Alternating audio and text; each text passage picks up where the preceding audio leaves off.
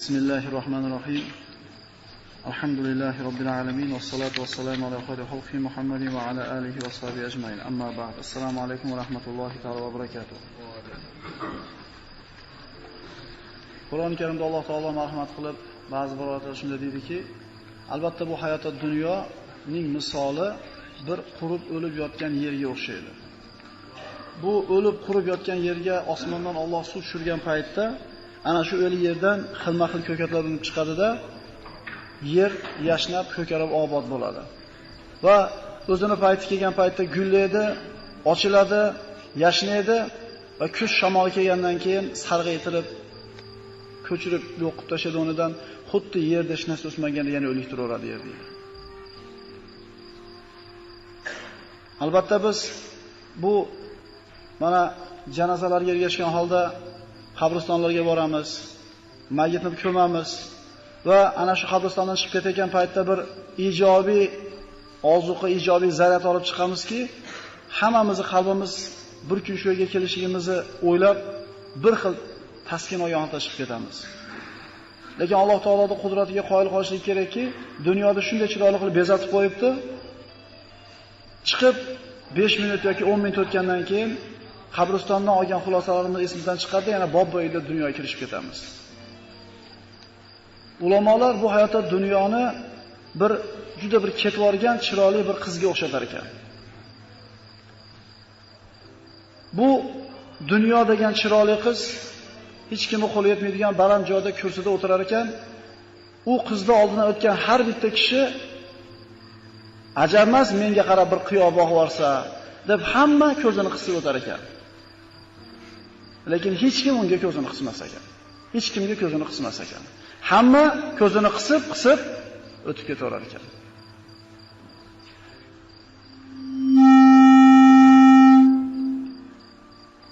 Mengacha qancha odam o'tgan bo'lsa dunyoda, hammasi ko'zini qisgan, lekin birortasiga qiyo boqmagan degan narsani eshitar ekan-u, lekin umid qilaverar ekan hamma.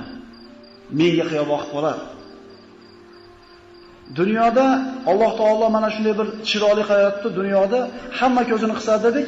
Mana shu qiyomat kunida, mana shu dunyoni Alloh taolo dunyo hayotini bir inson suratida tiriltirar ekan, hadislarda keladi. Nihoyatda bir xunuk, badbashara, yuzlariga tish tushgan, qoraygan, tishlar to'kilib ketgan kampir suratida tiriltirar ekan. Insonlar shuni ko'tidan quvalab yurgan bo'ladi. Chiroyli qizidi bu dunyoda. Alloh taolo shunday bezatib qo'ygandiki, hamma ko'zini qisgan edi. Endi Alloh taolo qiyomat kunida mana shu dunyo hayotini kampir suratida tiltirib qo'yganda, hamma bu kim bu? Nimcha badbashara, nimcha xunuk deganda, sizlar yaxshi ko'rib qo'ygan dunyo asli shunday qiyidilar ekan. Mana shu hayotda dunyo Alloh taoloda bir sinov imtihon ekan. Rasululloh sollallohu alayhi vasallam shunday barmoqni ko'rsatib aytdiki, dengizga qo'lingizga shunday solib chiqarsanglar, dengizdan qancha kamaydi dedi. Hech qancha kamamaydi. Dunyo hayotidagi lazzat, dunyo hayotining hammasi ana shu barmoq o'tgan namchalik bo'lmaydi. Oxiratda oldin ne'matlarni oldi deydi. Oxiratda Allohning huzuridagi ne'matlar akayan bo'lsa, dunyodagi hayot ana shu qo'limizni yuqqan nam hisoblanar ekan. Mana tollayli birodarlar, yana bunday qilsangiz qurib qoladi u. Boyingizga ko'zini ham qisib oldi deylik. Qolasimi yer yuzida abadiy? Qiyomat kunida ana shu dunyo hayoti bo'lib ko'ringan ana shu kampir Allohdan so'rar ekan, Parvardigor, jannatiy bandalarining ichida eng past darajasi egallaganga meni mulk qilib bergin. E'tibor beringlar. Butun dunyo boyligi, dunyo hayoti eng past darajada o'tirgan jannatiy bandaga mulk qilib berishini Allohdan o'zi so'rar ekan. Biz qo'lyapmiz-ku buni hozir. Rasululloh sollallohu alayhi vasallam kunlarda birda sahobalar bilan ketayotdi. Yo'lda bir echkini bolasini o'ligi yotgan edi. Bu echkini bolasi sasib ketgan edi, bunday kun bo'lgan o'lgan ekan. Egasi tashlab yuborgan. Rasululloh sollallohu alayhi vasallam aytdilar-da, "Qani kelinglar dunyoga" dedi. "Mana dunyo" dedi. "Kim mendan shuni 2 dinorga sotib oladi" dedi. Tasavvur qilingchi, qassobni oldiga borsangiz, qurt bosib tashlashi bir sasib ketgan kallani olyapti. "Moni 1 so'mga olasizmi?" deyapti. Uni uyga olib borib ko'mib olsangiz o'g'it bo'lib ketadi, lekin ko'tarib olib borishingda hazar qilasiz. 5 so'm beray, o'zida qolaversin deysiz. Dunyo hayoti mana shunday, lekin Alloh taolo shunday chiroyli qilib qo'yganligidan, shayton bizga doim buni ziynatli qilib ko'rsatganligidan esimizdan chiqarib qo'yamiz ekan. Ana shu kampir eng past darajadagi bandangga bergan jannatning eshigiga meni mulk qilib qo'shib ber deganda Parvardigor azza va jalla aytar ekan: "Ey dunyodir ekan, sen dunyodalik paytida bandam, seni unga ravo ko'rmagan edim. Jannatga kirganda endi seni ravo ko'raman unga" der ekan. Birodarlar, Alloh taolo bu dunyoda bizga ravo ko'rmaydi. Val aqibatu khayrun lil muttaqin. Val akhiratu khayrun laka minal ula. Oxirat ey Muhammad alayhisalom, bu hayotda dunyodan sizga ham yaxshiroq, ham boqiyroq. Shuni esdan chiqarmaylik. Biz ko'zimizga chiroyli har yaltiragan narsa tilla bo'lavermaydi, birodarlar. Ming afsus bo'lsinki, bu ko'zlarimiz ba'zilarimizniki yumilganda ochiladi. Eskinarib qolamiz. Biz hayotda dunyo matosi kelganiga qunab, ketganiga qayg'urmaylik. Nima uchun qunab, nima uchun qayg'urishni bilaylik. Alloh taolo bizga qanday ne'mat berganligini his qilaylik. Bu ne'matning oldida dunyoda hamma matosi sariqchaqaga arzimaydi. Alloh taolo siz bilan bizga la ilaha illalloh kalimasini bergan va Muhammad Rasululloh buni faqat bizga bergan. La ilaha illalloh kalimasini boshqa payg'ambarlar ummatlariga ham bergan Alloh taolo. Shunday emasmi? Ibrohim alayhisolamga ergashganlardan musulmon bo'lgan la ilaha illalloh degan, Musa, Iso, Davud, Sulaymon hamma payg'ambar la ilaha illalloh deb kelgan. Hamma u kishiga ergashgan, ana shu payg'ambarlarga ergashgan kishilar musulmon bo'lgan, lekin Muhammad Rasululloh faqat bizga bergan. Va in ta'uddu ni'matallohi la tuhsuha.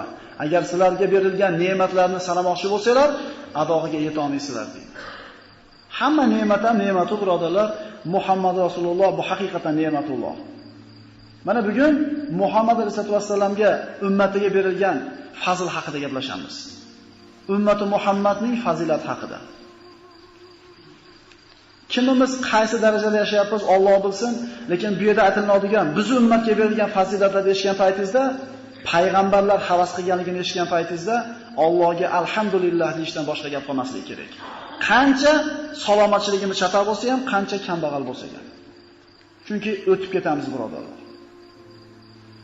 Nuh alayhisalom qavmini mana ko'p qaytaramiz gapimizni. Qavmlar keladi, 70 yil yashaydi bor yo'qi desa, ular endi 1000 yillab yashagan. Bir ayol turib aytadiki, agar deydi, shu 70 yil yashaydigan odamlardan birortasini ko'rsam, bir gapim bor ularga deydi. Nima gapim bor edi? Ey odamlar, 70 yil yashaysizlar ekan. Bitta sajda bilan o'tkazib yuboradilar 70 yilda degan bo'lardim deydi. Bu yerda o'tirganlarimiz aksarimiz Yamanda yashab bo'ldik uni. Dovon ustiga chiqdik. U yoq spuskasi tez bo'ladi. Xalosdagi ruqozdan tushib ketaveradi. Birodarlar, bugun Ramazonning nechinchi kuni? Qaranglar-da. Ertaga Ramazon ekan deyatdik. Bugun tutamizmi? Kecha aytayotdik. 8 kun o'tibdi. Ad-dunya sa'a faj'al xatoa.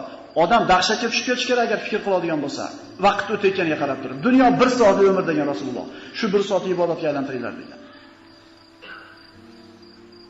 Musa alayhisalom Alloh taologa mana kitoblarda rivoyat qatori keltirilgan, albatta bir xulosa. Bu oyat yoki hadis emas, lekin bir xulosa olsak bo'ladi. Musa alayhisalom Alloh taologa aytadiki, Parvardigoro, ana shu lavhda o'qidim, lavhdan xabardor bo'ldim, menga xabar berildi, bir ummat bor ekan. O'zlari shafaat olishar ekan, yana shafaat qilish huquqiga ham ega bo'lar ekan.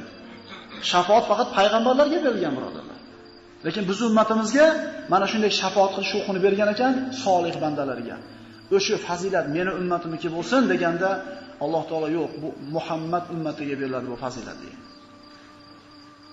Musa alayhisalom aytadi, Parvardigor, ana shu alvohlarda topdimki, kun bo'yi qilgan gunohlarini kunda o'qigan 5 mahal namozi kafforat bo'lar ekan. 5 mahal o'qigan namozi kunda qilgan gunohlarni yuvib turar ekan. O'sha fazilat meni ummatimniki bo'lsin deganda yo'q, bu Muhammad ummatiga deyilgan ekan. Mana bilamiz, sahih hadislarda kelgan, bir namoz bilan ikkinchi namoz o'rtasida bo'lgan gunohni namoz yuvib ketadi. Bir juma bilan ikkinchi jumada qolgan gunohlarni juma yuvib ketadi. Bir Ramazon bilan ikkinchi Ramazonda gunohlarni Musa alayhisalom havas qilyapti birodarlar. Meni ummatimga ber desa, bu Muhammad ummatiga deb aytilyapti. Aytadi, Parvardigor bir ummat bor ekan. zalolatdagilar bilan jihad qilar ekan va Masih Dajjolni o'ldirishar ekan. O'sha ummat fazilati meniki bo'lsin, meni ummatimga shu fazilatni ber degan Alloh taolo bu Muhammad ummati deyar ekan. Parvardigoro, yana lavhda ko'rdim. Bir qavm bor ekan, bir ummat kelar ekan, tahorati suv bilan ham bo'lar ekan, turpoq bilan ham bo'lar ekan. O'sha fazilatni meni ummatimga ber. Parvardigor azza va jalla bu Muhammad ummatiga beriladi. Havas qilib tolashyapti o'zining ummatiga. Qadrga yetamizmi? Odatda o'zimizdagi bor narsani yo'qotib qo'ygandan keyin yetamizda qadriga. Shunday emasmi? Tinchligimizni, yoshligimizni, sog'ligimizni, hokazoyimizni. Bizga shunday narsa berilgan. Qadrga yetaylik buni. Musa alayhisalom yana so'rayapti, Parvardigoro, ana shu lavhda o'qidim. Avvalgi ummatlar sadaqa qilishsa, sadaqasini kuydirishib yuboradi ekan. Bu ummat sadaqa qilib turib o'zlari yo'rar ekan. O'sha fazilat men ummatimga berilsin. Bu Muhammad ummatiga. Eslaylik, Odam alayhisalomning ikkita o'g'li qurbonni qilishadi, qana qiladi? Olib chiqib qo'yadi, o't kuydirib ketadi. Zakotni beramiz, o'zimiz ichimizda qoladi. Qo'yni so'yamiz Allohga, go'shini o'zimiz yeymiz. Tushunyapsizlarmi? Bu bizning ummatga berilgan, avvalgilar kuydirib yuborishgan ekan qo'yni olib chiqib. Shu fazilat men ummatimga bo'lsin deganda Alloh taolo yo bu Muhammad ummatiga beriladi deydi. Yana aytar ekan Musa alayhisalom, Parvardigoro, bir ummat bo'lar ekan. Ulardan bittasi bitta savob qilsa, 10 tadan 700 tagacha yozasan ekan. Endi bitta savobni niyat qilib qila olmasa, bitta savob yozasan. Qilsa 10 tadan 700 tagacha yozasan. Yomon narsani niyat qilsa, yozmaysan ekan. Agar yomon narsani niyat qilib qilsa, bitta gunoh yozasan ekan. Bu bilasizlarmi qanaqa tijorat bu? Sen ummatim bandan faqat foyda qil, ziyon qilma deyapti. Gunohni niyat qilsang yozmayman, qilmagunicha qilsang bitta yozaman. Agar savobni niyat qilsang bitta yozaman, qilmasang ham, qilsang 700 ta yoki undan ko'paytiraman deydi. Musa alayhisalom tolashyapti. Meni ummatimga bo'lsin desa, bu Muhammad ummatiga beriladi deydi.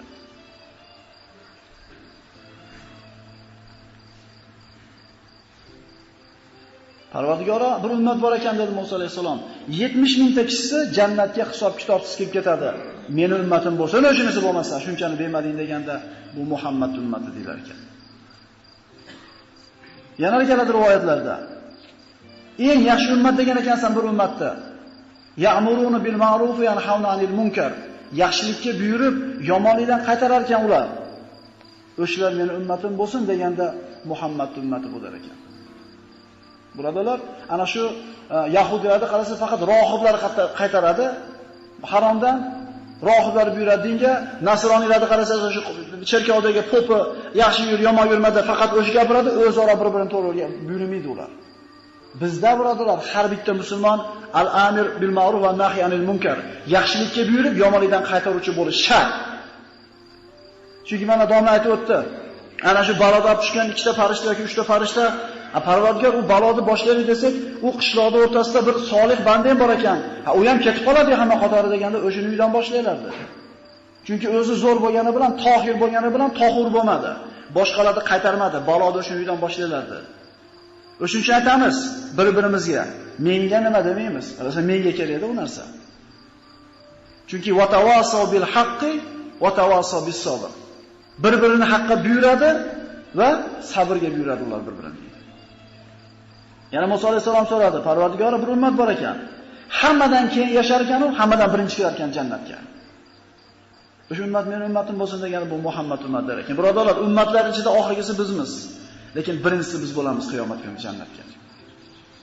Muhammad alayhisalom jannatga eshigini ochmasdan turib jannat eshigi hech kimga ochilmaydi. Muhammad alayhisalomning ummatining oxirgisi jannatga kira olmaguncha hech kim jannatga kirmaydi.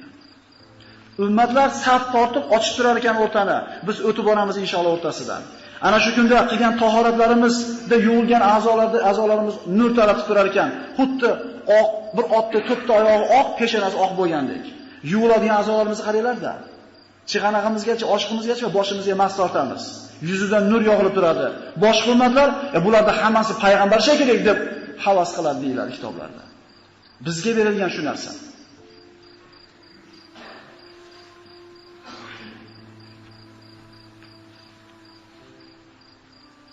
Parvardigor bir ummat bor ekan. Ularni namozi masjidda ham bo'lar ekan, uyda ham bo'lar ekan, ko'chada ham bo'lar ekan. Akalar, nasroniylar faqat qayga borib ibodat qiladi? Biz ko'chada safarda ketayotib, ko'kat ustiga solib ham o'qib ketaveramiz. Soladigan narsamiz bo'lmasa, qumni ustida ham o'qib qo'yamiz. Kimga berilibdi bu narsa? Agar bizga 5 mahal namozni masjidda o'qiysizlar deb turib Alloh taolo shart qilib qo'yganda, Allohga kim e'tiroz bildira olardi? Majbur bo'larmidik? Alloh taolo ko'ryapsizlarmi qanaqa yengillik bergan bizga? Shunda Musa alayhisalom aytgan ekanki, Parvardigor, meni ham Muhammadga ummat qo'ymagan ekansan-da bo'lmasa. Ya'ni shuncha narsani so'rayapti. Musa payg'ambar birodarlar, siz bilan meni o'rnimga havas qilyapti. Tushunaylik shu narsani. Meni Muhammadga ummat qo'ymagan ekansan, meni payg'ambar qilmay deganda Alloh taolo oyatni aytdiki, Astagfirullah ya Musa inni istafaytuka alan nasi bi risalati va bi kalami fakhudh ma ataytuka va kun minash shakirin. Ey Musa, albatta men sizni insonlar ustida o'zimning risolatim bilan, so'zim bilan tanlab oldim. Sizga ato etilgan narsani oling va shukr qiluvchilardan bo'ling. Shukr qilib yashayvering dedi. Kim havas qildi biz o'rnimizni? Musa alayhisalom birodarlar. Biz qadr yetamizmi buni? Alloh subhanahu va taolo Muhammad alayhisolatu vasallamga hech qaysi payg'ambarlarga bermagan bir karomatlarni berdi. Mana Isro va Miroj kechasida payg'ambar alayhisolatu vasallam Baytul Maqdisga olib borildi va ana shu yerda Odam alayhisalomdan tortib Muhammad alayhisalomgacha bo'lgan payg'ambarlar hammasi Baytul Maqdisda saf tortib turdi, payg'ambarimiz imom bo'lib namoz o'qidi. Hamma payg'ambarlar Odam alayhisalomdan Iso alayhisalomgacha bo'lgan payg'ambarimiz orqasida turib saf tortib payg'ambarimizga iqtido qilishdi. Payg'ambarimiz bunaqa tajammu bo'lgan emas hech qachon va bo'lmaydi birodarlar.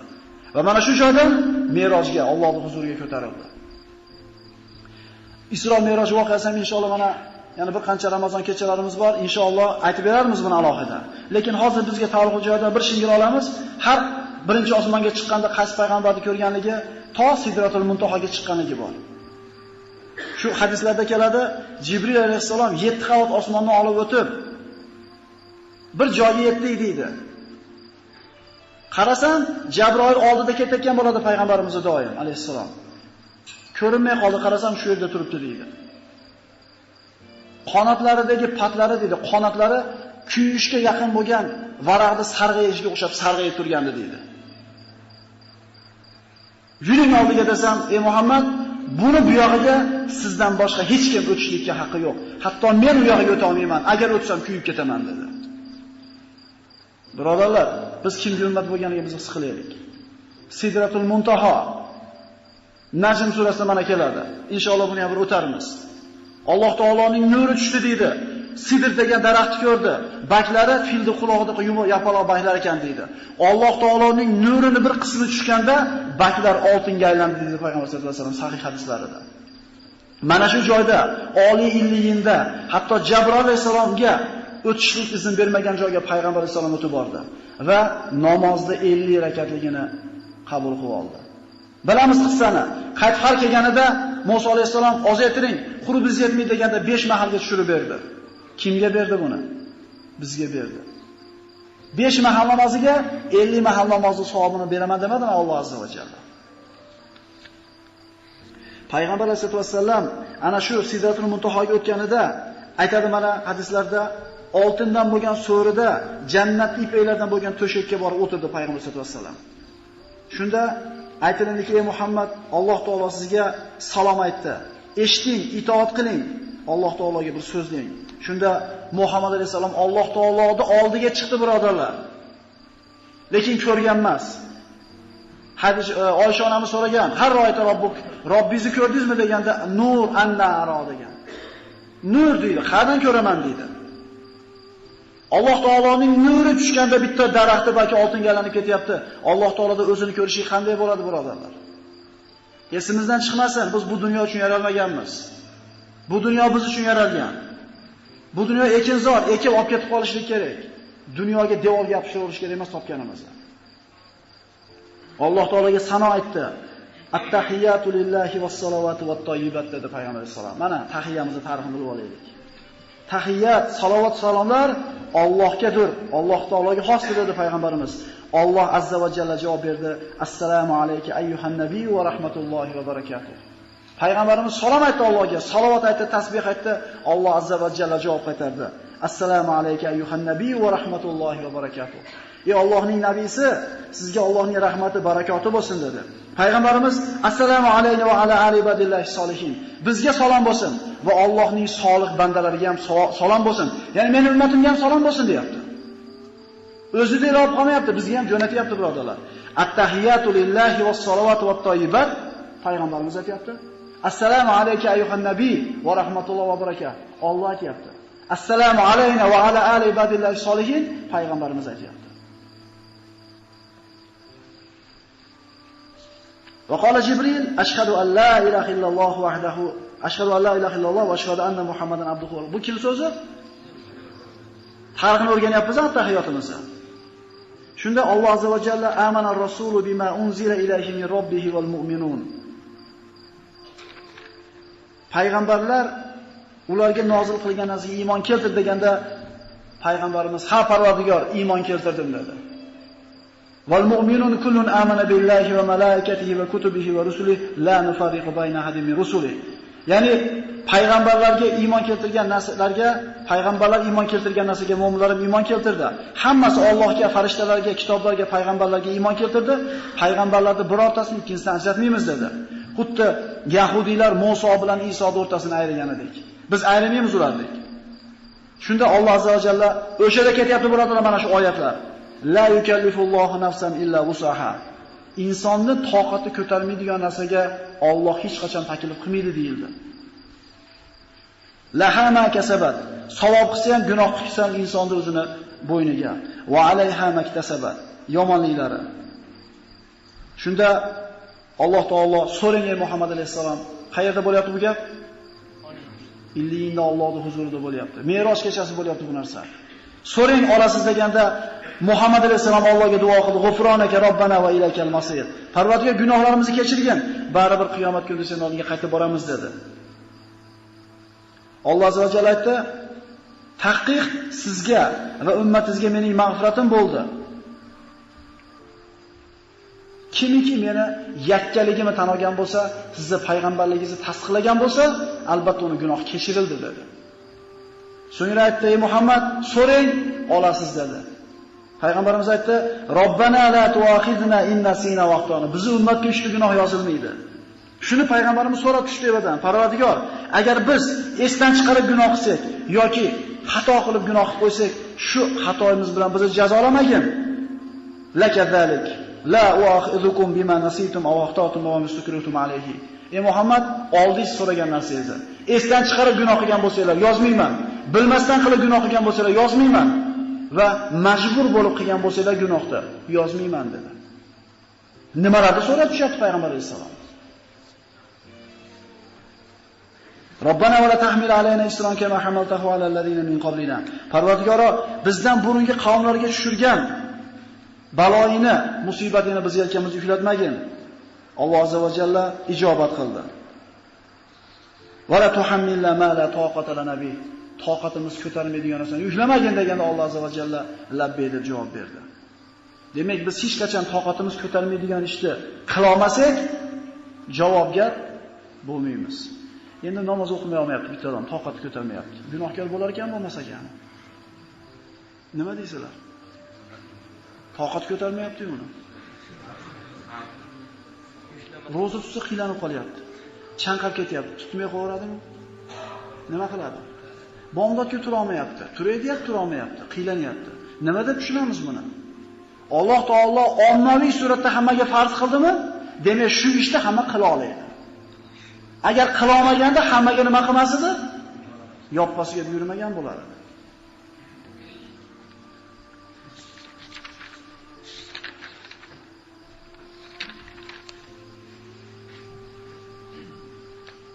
Endi qisqartirib aytishga to'g'ri keladi. Mana yarim soatga qarab borib qolibmiz. Rasululloh sollallohu alayhi vasallam aytadilar, mendan bur ilgargi payg'ambarlarning hech qaysiga berilmagan 5 ta narsa menga berildi. Qizil va qora, oq va qora hammaga payg'ambar qilib yuborildim. Yerni hammasi men uchun masjid pokiza bo'ldi va g'animat olishim menga halol bo'ldi. Ummatim uchun, men uchun dedi, ijobat qilinadigan, albatta ijobat qilinadigan duo berildi, oxiratga olib qo'ydim dedi. Har bitta payg'ambarda dunyoda o'zida bitta duo qilsa ijobat bo'ladigan bitta duosi bo'lgan. Nuh alayhisalom cho'ktirib yer yuziga. Bitta duosi bor. Muhammad alayhisalom nima dedi? Oxiratga olib qo'ydim ummatimga. Umidimiz bor, birodarlar.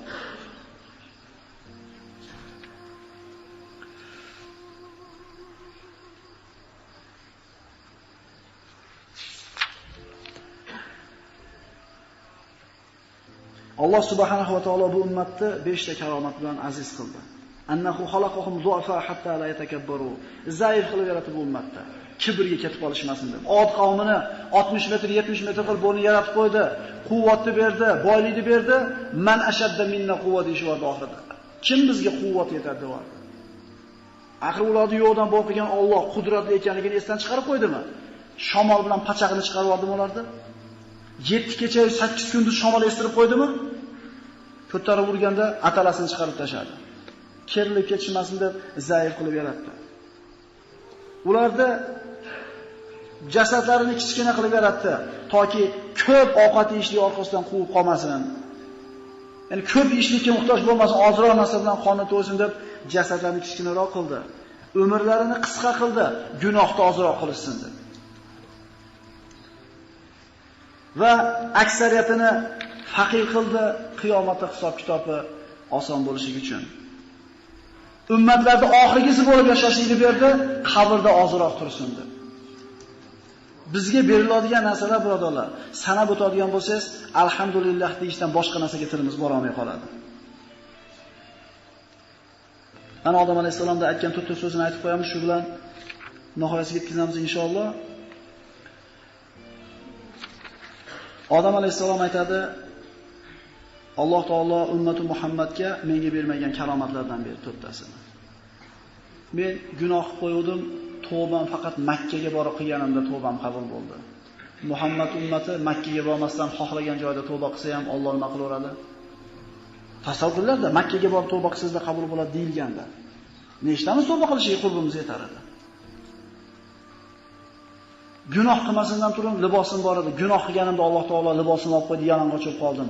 Muhammad ummati gunoh qilaveradi, lekin Alloh ularning kiyimini olib qo'ymaydi. Bitta gunoh qilganimda Alloh xotinim bilan meni o'rtamni ajratib qo'ydi. Muhammad ummati gunoh qilaveradi, Alloh ayirmaydi o'rtasini. Alloh qodir edi. Va bitta gunoh qilib qo'ydim jannatda turib, jannatdan chiqarib yubordi. Endi Muhammad ummati jannatda tashqarisida turib gunoh qilaveradi, lekin Alloh nima qiladi? Baribir jannatga kirgizadi.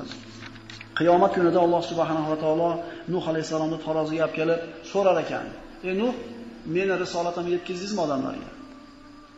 O'zingizni ummatingizga yetkazmayganda yetkazdim Parvardigor der ekan. Bizga berilgan eng oliy martabadan bittasi xulosa olib turinglar.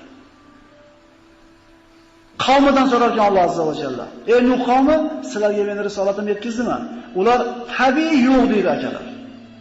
Chunki ayibni payg'ambarga to'ngab, azobdan qutulib qolishni xohlaydi. 950 yil yashagan bo'lsa, 900 yil da'vat qilgan deylik. Inni da'utu qawmi laylan va nahara. Parvardigor, qavmimni ertaman ham, kechqurun ham, oshkora ham, maxfiy ham, pishirib ham, qattiq gapirib ham, bitadan ham qanaqa da'vatni uslubi bo'lsa hammasini qildim. Lekin shunday zerikishdiki, barmoqlarini qulog'iga tiqib, ko'ylaklar bilan betini yopishib oldi. Seni ko'rgani ham, eshitgani ham toqatimiz yo'q. Shu qavm 900 yil da'vat eshitib, Nuh alayhisalomga yolg'on chiqganda, "Ey Nuh, bular yetkazmadi" deyapti-yu. Guvohingiz bormi deganda, "Ha, Parvardigor, ummati Muhammad" der ekan. Bizdan so'rar ekan. Shunda biz aytar ekanmiz: "Ha, Nuh yetkazgan, biz guvohimiz" deganda, Nuh alayhisalomning qavmi, ummati Muhammad, aslar bizdan necha ming yil keyin kelgan bo'lsalar, qayoqdan sizlar bilasizlar bu narsani deganda, Alloh bizga Qur'on tushirdi. Qur'onda inna arsalna nuhan ila qaumihi degan oyatni o'qib, albatta biz Nuhni qavmiga yubordik degan oyatni o'qiganmiz. Alloh yetkizdik dedi, payg'ambarning so'zi bu yoqqa. Biz shunga guvohimiz der ekan. Hamma payg'ambar ummati Muhammaddan guvohlik olar ekan, birodarlar. Biz guvohlik beramiz payg'ambarlar ummatlar yetkazganligiga va bizga yetkazilganiga Muhammad alayhisalom guvoh bo'ladi. Va kazalika ja'alnakum ummatan wasata litakunu shuhada'a 'alan nas va yakuna ar-rasulu 'alaykum shahida. Birodarlar, biz ummati Muhammad Alloh azza va jallaga hamd sano aytishimiz kerak. Chunki qaysi payg'ambarlar siz bilan bizni o'tirgan joyimizda havas qilgan ekan. Biz mana shunday bir ulug' martabadamiz. Mana shunga muvofiq yashaylik. Biz qo'lab yurgan dunyo hozir kursida o'tiribdi, chiroyli qiz bo'lib, hamma ko'zini qisayapti unga qarab. Hech kimga ko'zini qismaydi. Menman degan jahongirlar, menman degan bir podshohlar 1000 yil yashaganda ko'zini qisib o'tib ketaverdi. Umri ko'z qisish bilan ovora bo'lib qoldi. Lekin hech kimga qiyo boqmadi. Qiyomatda ana shu dunyo kampir bo'lib tirilib, jannatiyum bandalaringdan bittasiga meni mulk qilib ber der ekan. Alloh dunyodagi paytida bandalarim seni ravo ko'rmasdim. Ularga jannatda ravo ko'ramanmi dedi. Alloh ravo ko'rmagan narsani boshimizga kiyib olmaylik, birodarlar. Dunyo vaqtinchalik bir astanovka. Tom kerak, o'tiradigan joy kerak. Mayli qilaylik bu narsa, lekin qalbimizni berib qo'ymaylik bu narsaga. Chunki qiyomatda Alloh taolo aytadi: "Yawma la yanfa'u malun va la banun." Qiyomat shunaqa kunki, biz ikkita narsani deb yuramiz. Yuribsizmi? Yuribmiz bola chaqa deb. E'tibor bering, bola chaqa deb. Ikkita narsani aytyapmiz. Bolam, chaqam, bolam. Bola deb chaqa qilib olib yuribmiz. Xuddi shu ikkita narsani aytyapti. La yanfa'u malun va la banun. Qiyomat kunida ayni shu ikkita narsa asqatmaydi. Bolam, chaqam asqatmaydi. Faqat pokiza qalb bilan borgan bo'lsanglar, mash qalbinglar asqatadi dedi Alloh azza va jalla. Jasadni Alloh taolo xizmatga bergan. Dunyoda tirikchiligini qilishlik ibodatga. Ruh birodarlar, xo'jayin bo'lishlik kerak bo'ladi. Qalbimiz faqat Alloh bilan bo'lsin, inshaalloh adashmagan qatorda bo'lsak, ajab emas. Masalarda ishlayapmiz. Maza qilyapmiz. Maza qilib qolmaylik. Olib chiqib bitta narsaga amal qilaylik. Agar faqat maza qilib qo'yish bo'lsa, yelka yuk bo'ladi. Va Alloh taolodan tavfiq so'raylikki, Alloh o'zi izn bermasa, biz hech narsa qila olmaymiz. Assalomu alaykum va rahmatullohi va barakatuh.